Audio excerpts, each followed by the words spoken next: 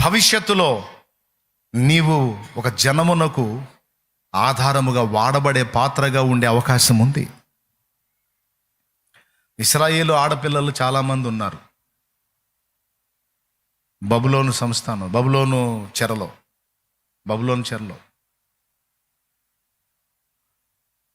కానీ రాణి పోటీకి మాత్రం మొర్దెకై పెంచిన ఎస్తేరు పోవాల్సి వచ్చింది. ఒకవేళ ఓకే అయిందనుకో, ఇక ఆమె వీళ్ళ దగ్గరికి వచ్చేది లేదు, ఇక అక్కడే ఉండిపోవాలి. ఎస్తేరు అసలు ఎస్తేర్ లైఫ్ని ఎలా డిజైన్ చేశాడో చూడండి. ప్లాన్ మొత్తం ఆయన పసితనంలోనే తల్లిదండ్రి ఇద్దరిని తీసుకున్నాడు. ఎస్తేర్కి తల్లిదండ్రి ఇద్దరిని కోల్పోయింది ఆమె. అంటే మాతృవియోగం, పితృవియోగం, తల్లిదండ్రి ఇద్దరిని కోల్పోయినటువంటి ఆడపిల్ల. తన గోడు చెప్పుకునేదానికి ఎవరు లేరు. అన్న వరస అవుతాడు మొర్దెకై. ఆయన తెచ్చి కూతుర్లా పెంచుకున్నాడు ఎస్తేర్ని. ఒకవేళ మొర్దెకై ప్రేమించవచ్చు, మొర్దెకై భార్య ప్రేమించిందో లేదో మనకు తెలియదు, చెప్పలేం. ఇప్పుడు ఒకవేళ తల్లిదండ్రి ఉండి కుటుంబ జీవనంలో ఉండి వాళ్ళ మధ్యలో నుంచి రాణి పోటీకి వెళ్ళి అక్కడే నువ్వు స్థిరపడిపోవాలి, నీ ప్రాణం పోవునంత వరకు ఇంకక్కడేనమ్మా నీ చరిత్ర, ఇక మళ్ళా మాతో కలిసేది లేదు అంటే ఏ ఆడపిల్ల ఒప్పుకుంటుంది?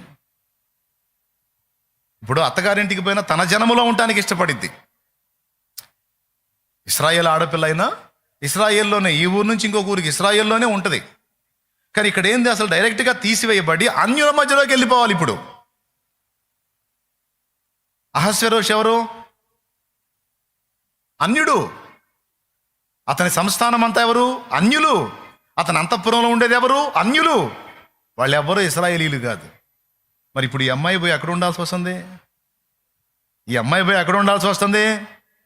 అన్యుల మధ్యలో. తన సొంత ప్రాంతం వదిలేసి, స్వదేశం వదిలేసి అన్యుల మధ్యలోకి వెళ్ళిపోతుంది.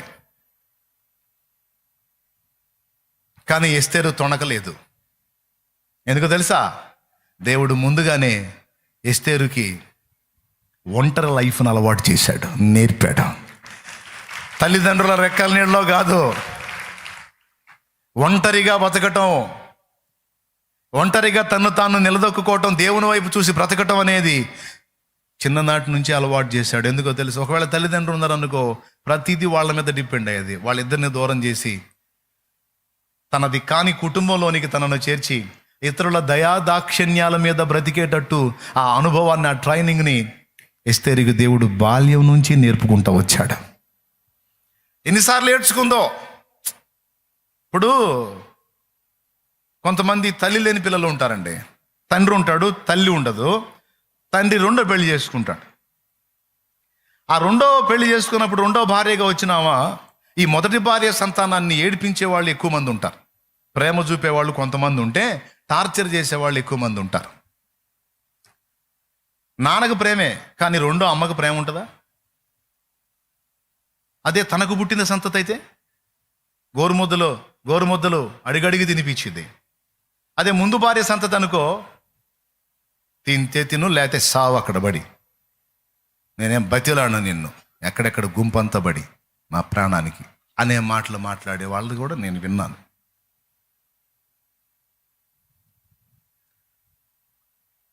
తల్లి లేదు, తండ్రికి ప్రేమ ఉన్నా తండ్రి ఏం నోరెత్తలేడు, తండ్రి ఉండడు. మరి ఇప్పుడు చవతి తల్లి దగ్గర ఎన్ని బాధలు పడాలి? మొర్దెకై ప్రేమించి ఉండొచ్చు, మొర్దెకై భార్య ప్రేమించిందో లేదో, ఎస్తేరు ఎంత ఏడ్చుకుందో తన ఒంటరి జీవితంలో. కానీ ఒక ఆధారాన్ని చేసుకుంది. మొర్దెకై భక్తుడు, ఆయన్ని బట్టి ఇశ్రాయేలు దేవుడైన యెహోవా యందు ఎస్తేరు కూడా భయభక్తులు నిలిపింది. ఏడ్చుకొని దేవుడిని అడుగు ఉండొచ్చు ఎస్తేరు, ఎందుకు నాయన, ఇశ్రాయేలు ఆడపిల్లలందరికీ తల్లిదండ్రులు ఉన్నారు, నాకెందుకు నాయన, కనీసం తల్లో తండ్రి ఎవరిని లేకుండా ఇద్దరిని తీసేసావేంది తండ్రి అని అడిగినప్పుడు దేవుని సమాధానం ఏమై ఉంటుంది? ఎస్తేరు, ఇశ్రాయేలు ఆడపిల్లలందరూ వేరు, నువ్వు వేరు. ఇశ్రాయేలు ఆడపిల్లల ఫ్యూచర్ వేరు, నీ ఫ్యూచర్ వేరు. సింపుల్గా చెప్పాలంటే వాళ్ళందరికీ అందరూ ఉన్నారు, కానీ రేపు వాళ్ళందరికీ నువ్వే దిక్కు. వాళ్ళందరికీ నువ్వే దిక్కు. నీకు అమ్మా నాన్న లేకపోవటం కాదు, నువ్వే వాళ్ళకి తల్లివి తండ్రివి అయ్యేటువంటి పరిస్థితి రేపు రాబోతుందమ్మా. అందుకే నువ్వు ఆ స్థానంలో ఉండాలి. అందుకే నీ వాళ్ళని నువ్వు కోల్పోవాలి. అందుకే నువ్వు నీ స్వజనుల్ని నష్టపోవాలి. నీ సొంత ప్రాంతాన్ని వదిలి వెళ్ళిపోవాలి. అన్యుల మధ్యలో నీవు బ్రతకాలి. ఎందుకంటే నిన్ను వారికి ఆధారముగా నేను ఏర్పరచుకొని ఉన్నాను. నీవు ఆ స్థానంలోనికి ఎక్కకపోతే, నీవు ఆ ప్రదేశంలో ఉండకపోతే వీళ్ళందరి భవిష్యత్తు శూన్యమైపోయింది. చస్తారు మొత్తం. హమాను కుట్రలో చస్తారు మొత్తం. వాళ్ళందరూ చావకుండా ఉండాలంటే కొంచెం వేదనైనా సరే నువ్వు ఈ అనుభవాల్లో గుండా, ఈ కఠినమైన వేదనల్లో గుండా వచ్చి నువ్వు ఆ సింహాసనం ఎక్కాలి. దేవునికి స్తోత్రం కలుగునుగాక. నాకే ఎందుకు ఇట్లా, నా జీవితమే ఎందుకు ఇలా అయిపోయింది, నా బ్రతుకు ఎందుకు ఇంత అంధకారం అయిపోయింది, నా జీవితం ఎందుకు ఇలా నాశనమైంది, నా బ్రతుకు ఎందుకు ఇట్లా అయింది, అట్లా అనుకునే వారలారా, మీరు దేవుని సంబంధులైతే ఈ మాట మీకే.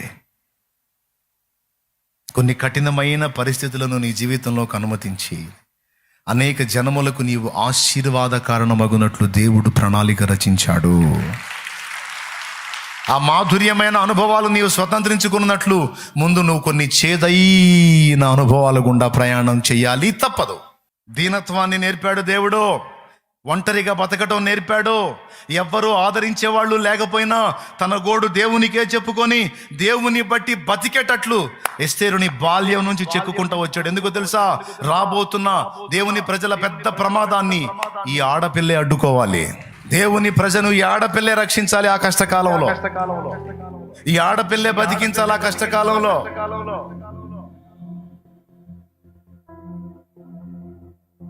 అందుకోసం ఎన్ని నేర్పుకొచ్చాడు చూడు పాపం ఎస్తేరుకి.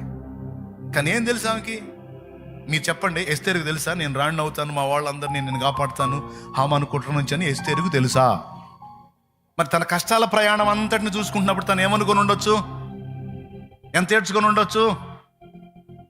నాకెందుకు ఇలాంటి పరిస్థితి అనుమతించామని ఎంత మూలిగి ఉండొచ్చు, ఎంత కుమిలిపోయి ఉండొచ్చు, ఎంత అంగలార్చి ఉండొచ్చు. ఆ ఆడపిల్ల గుండె ఎంత నలిగి ఉండొచ్చు. తనకు తెలియదు దేవుడు స్పెషల్గా ఆమెను చెక్కుతున్నాడని. తనకు తెలియదు దేవుడు ప్రత్యేకంగా ఆ పాత్రను ఒక అద్భుతమైన విలువైన పాత్రగా దేవుడు చెక్కటానికి మొదలు పెట్టాడని ఆమెకు తెలియదు. ఆ గాయాలను బట్టి బాధపడి ఉండొచ్చు. కానీ ఆశ్చర్యంగా దేవుని మీద ఆధారపడి బ్రతకటం, ఇతరుల ఎడల దీనంగా బ్రతకటం నేర్చుకుంది. ఇదే దీనత్వం అక్కడ రాణి సెలక్షన్లో ఉపయోగపడింది. అహస్వేరోషు ముందుకు వెళ్ళేటువంటి ఆడపిల్లలు రాణి హోదాకి ఎవరు సెట్ అవుతారో నేను ఎంపిక చేసుకుంటా, నేను ఏ ఆడపిల్లని చూపిస్తానో ఆమె నా రాణి అంటే ఈ రాణి ఎంపికకి చాలామంది రాజకుమార్తెలు వెళ్ళారు. అహస్వేరోషు రాజు అంటే పెద్ద విషయం. అది 127 సంస్థానాల మీద రాజు, ఒక చక్రవర్తి స్థాయి వ్యక్తి. అతని పక్కన కూర్చొని పట్టమహిషిగా పెత్తనం చేసేటువంటి ఆధిక్యత అంటే సామాన్యమైన విషయం కాదు. అందుకని చాలామంది పోటీకి వచ్చారు. వాళ్ళను ఒక సంవత్సర కాలం సిద్ధపరిచారు. తర్వాత రాజు ముందుకు తీసుకెళ్ళి హేగే అడుగుతాడు, అమ్మా నీకు ఎలాంటి వస్త్రాలు వేయాలి, నీ తల ఎట్లా చేయాలి, నీ ముఖం ఎట్లా చేయాలంటే వాళ్ళకి ఇష్టం వచ్చినట్టు రెడీ అయ్యేవాళ్ళు. నాకు ఇవి పెట్టండి అందంగా ఉంటాను, ఇవి పెట్టండి అందంగా ఉంటాను, ఇలా అయితే ఆకర్షణీయంగా ఉంటాను, రాజు నాకు వెళ్ళి చూడగానే మెల్ట్ అయిపోయేటట్టు నేను తయారవుతాను అని వాళ్ళకి బుర్రలు దోచిన ఎన్ని వేసుకొని పోయేవాళ్ళు. వాళ్ళని చూసి రాజు చేదర పెట్టుకో పక్క వచ్చిన వాళ్ళందరూ బాగుంటున్నాడు. ఎస్తేరు వంతు వచ్చింది. అంతఃపురంలో ఎస్తేరు అంటే అక్కడున్న పరిచారకులందరికీ ఒక గౌరవం. ఎందుకంటే మిగిలిన వాళ్ళందరూ వాళ్ళ మీద పెత్తనాలు చేస్తే ఈ అమ్మాయి మాత్రం దీనంగా ఉంటుంది. వాళ్ళకేం పనులు చెప్పదు.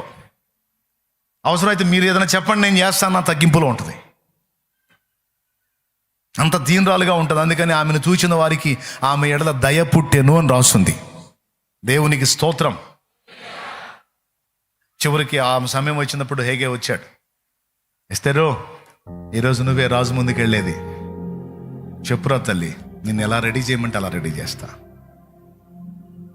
నీకు ఎంత విలువైనా సరే, నేను ఎట్లా రిస్క్ చేశాను సరే తెచ్చి నీకు ఏర్పాటు చేస్తాను, కోరుకోమ్మా. చాలా ఇష్టం పుట్టింది ఆయనకి ఎస్తేర్ నందు. ఎందుకు? ఏ అండ ఏ ఆదరణ లేకుండా బతికిన మనిషి, దీనురాలు. ఆ ముఖం చూస్తేనే అందరికీ దయ కలిగింది. ఆయన అడిగాడు ఆ మాట. అప్పుడు ఏముందో తెలుసా? తెలివి కలిగింది. అందరేమో నాకు అది వెయ్యి, నాకు ఈ డ్రెస్ వెయ్యి, నాకు ఇట్లా కట్టు, నాకు అట్లా కట్టు అని చెప్పి అన్ని తగిలించుకున్నారు, ముఖాలుగా అయ్యి పూపించుకొని. కానీ ఎస్తేర్ ఆ మాటలు చెప్పలా. అసలు ఇంతవరకు నేను రాజునే చూడలేదు. రాజుని చూడని నేను రాజు అభిరుచులకు తగినట్టు నేను ఎలా సిద్ధపడగలను? అయ్యా, రాజు ఇష్టాలు అభిరుచులు ఎరిగిన వాడివి నువ్వే. కాబట్టి నేను ఎలా రెడీ అయితే రాజుకు నచ్చుతానో, ఎలా సిద్ధపడితే రాజుకు ఇష్టలాలుగా ఉంటానో నీకు తప్ప నాకు తెలుసా? కాబట్టి ఎలా ఉంటే నేను ఆమోదం పొందుతానో అలాగ నువ్వే నన్ను సిద్ధపరచమని అప్పచెప్పుకుంది. నాకు తెలిసి ఈ మాట అన్నప్పుడే హేగేకి బలిపి వెలుగుంటుంది. ఇంతమందిని సిద్ధపరిచి పంపించాను కానీ ఒక్కటి కూడా ఈ మాటల్లా. కానీ నువ్వు అన్నావు, శభాష్, నువ్వు నీ సొంత తెలివి మీద, సొంత జ్ఞానం మీద, సొంత శక్తి మీద, సొంత ఐడియాలజీ మీద ఆధారపడకుండా పరిశుద్ధాత్మకు ఎప్పుడైతే నన్ను నేను అప్పగించుకుంటామో ఆయన చెక్కుతాడు మనల్ని సరైన రీతిలో. ప్రభు అయిన యేసుకు నచ్చే విధంగా ఆయన మనల్ని సిద్ధపరుస్తాడు. హేగేకి తెలుసుగా అహష్వేరోషుకి ఏమి నచ్చిద్దో. ఎందుకంటే సంవత్సరాలుగా ఆయన దగ్గర ఉన్నాడుగా. ఖచ్చితంగా ఆయనకి నచ్చేటువంటి వస్త్రాలు కట్టాడు, సింపుల్గా రెడీ చేశాడు. ఆయనకి ఓవర్ యాక్షన్ నచ్చదమ్మా, చాలా సింపుల్గా ఉంటే నచ్చిద్ది, అట్లనే చేయి. అహష్వేరోషుకి ఏమేమి నచ్చుతాయో హేగేకి తెలుసు. హేగే మొత్తాన్ని ఆమెకి రెడీ చేసి సింపుల్గా పంపించాడు. ఎస్తేర్ వెళ్ళి నిలబడింది, చూసి ఆశ్చర్యపోయాడు రాజు.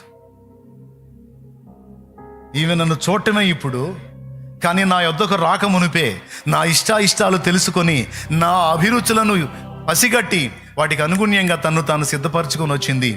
ఇది కదా భార్య మనస్సు ఎరుగుట అంటే, భార్య భర్త మనస్సు ఎరుగుట అంటే ఇది కదా. నాకు భార్య కాక మునిపే నా మనసును తెలుసుకున్న ఈమె కదా నాకు భార్య కాదగినది.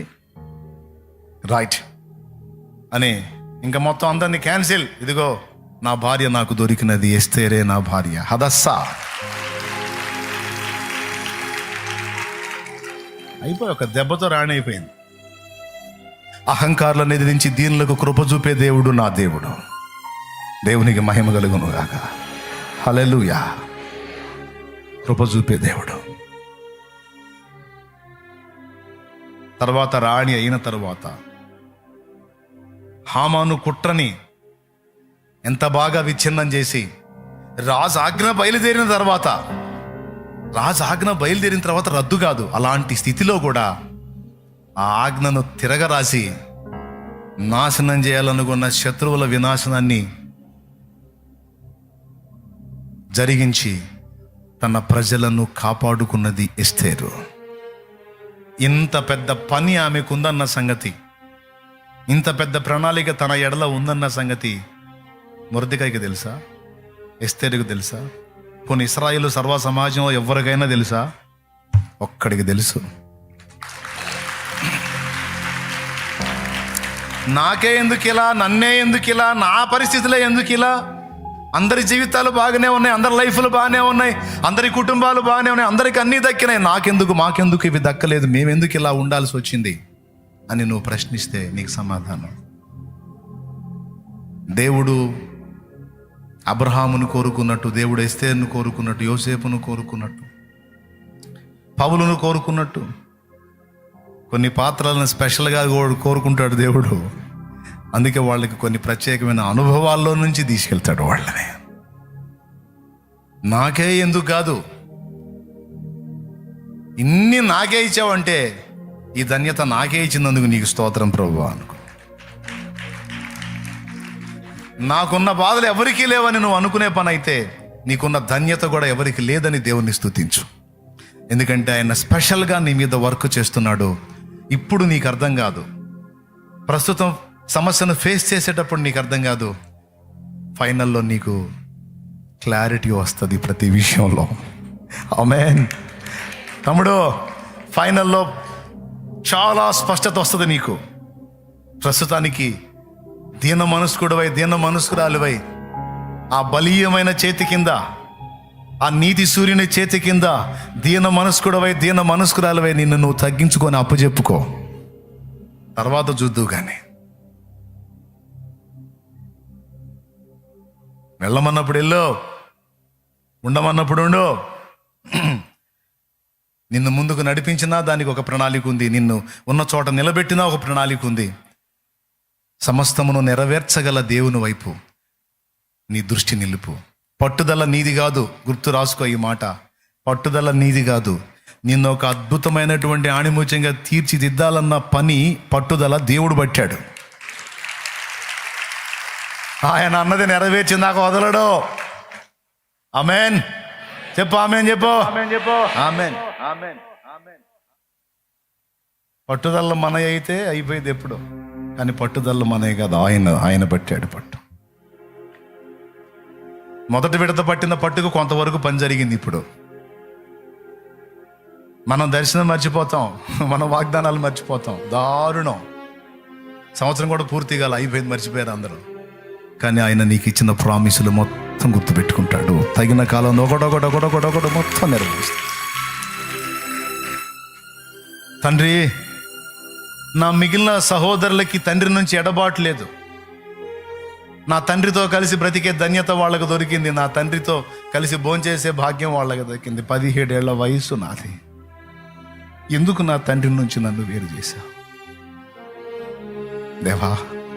నా పితరుడైన అబ్రహాము దేవా, నా పితరుడైన ఇస్సాకు దేవా, నా తండ్రి ఇశ్రాయేలు దేవా, యాకోబు దేవా, వాళ్ళందరూ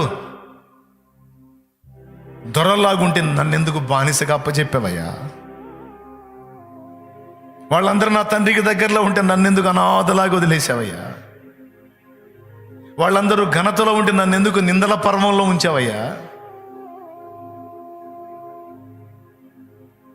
వాళ్ళందరికీ ఉన్నాయా ఈ కష్టాలు? యోసేపుకున్న కష్టాలు వాళ్ళకు ఉన్నాయా? యోసేపుకున్న నిందలు వాళ్ళకు ఉన్నాయా? యోసేపుకున్న బాధలు వాళ్ళకు ఉన్నాయా? లేవు. తండ్రి ఎడబాటు లేదు, కానీ యోసేపుకు తండ్రి ఎడబాటు. బానిస బతుకులు లేవు, కానీ యోసేపుకు బానిస బతుకు. జైలు జీవితాలు వాళ్ళకి లేవు, కానీ యోసేపుకు జైలు జీవితం. చెయ్యని నేరానికి నిందలు మోసిన పరిస్థితి వాళ్ళకి లేదు, కానీ యోసేపుకు నిందలు. వాళ్ళందరికంటే నేనే ఎక్కువ చెడ్డవాడినా? నాకు ఈ శిక్షలు న్యాయమేనా? ఏమో, ఆయన హృదయంలో ఎంత నలిగాడో, ఆయన ఎంత ఏడ్చుకున్నాడో. కానీ దేవుని సమాధానం ఏంటి? యోసేపుకు తెలుసా యోసేపు ఐగుప్తుని ఏలేవాడు అవుతాడని? యోసేపుకు తెలుసా యోసేపు తన కుటుంబానికి అన్నదాత అవుతాడని? యోసేపుకు తెలుసా ఐగుప్తు చుట్టుపట్ల ఉన్న ప్రాంతాలకి లక్షలాది మందికి కడుపు నింపేవాడు అవుతాడని? యోసేపుకు తెలుసా? యోసేపు బ్రైట్ ఫ్యూచరు ఆయనకి తెలుసు. పడుతున్న కష్టాలే చూస్తున్నారు, కానీ ఈ కష్టాల వెనుకున్న గొప్ప ఆధిక్యత, రాబోతున్న ఆశీర్వాదకరమైన జీవితాన్ని వాళ్ళు ఎవరూ చూడలేదు. ఎస్తేరు చూడలేదు, అబ్రహాం చూడలేదు, యోసేపు చూడలేదు, నా బతుకు నేను కూడా చూడలేదు. నేను చాలా ఏడ్చుకున్నా నా పరిస్థితులను బట్టి.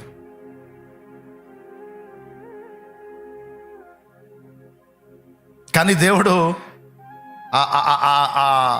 ఆ వేదనల పర్వమంతా ముగించి దేవుడు తన కార్యాన్ని మొదలుపెట్టినప్పుడు ఇప్పుడు ప్రతిదినం ఒక ఆశ్చర్యమే. నాకు ప్రతిదినం ఒక ఆశ్చర్యమే. ఎన్ని రీతులు స్తుతించాలో, ఎంత మయంపరచాలో కూడా అర్థం కావట్లా నాకు. నా జీవితకాలం స్తుతించినా సరిపోనంత కార్యాన్ని నా పట్ల ఆయన జరిగించేశాడు. ఒక్కటి ఫైనల్గా చెప్తా, చివరిగా, జనములకు ఆశీర్వాదకారమగునట్లు, జనములకు దీవెనకరణమగునట్లు నా దేవుడు నిన్ను వాడుకునేది మాత్రం కద్దు. కన్ఫర్మ్. ఈ విషయంలో పట్టుబట్టింది నువ్వు కాదో, నా దేవుడే పట్టాడు పట్టు. నా దేవుడే పట్టుకున్నాడు నిన్ను. చేయి పట్టుకున్నాడు, వదులుతాడా? చూద్దాం, నీకే అర్థమైందిగా భవిష్యత్తు. ఈరోజు నీ కన్నీళ్ళు, ఆనాడు ఆనందగానాలు. ఆమేన్.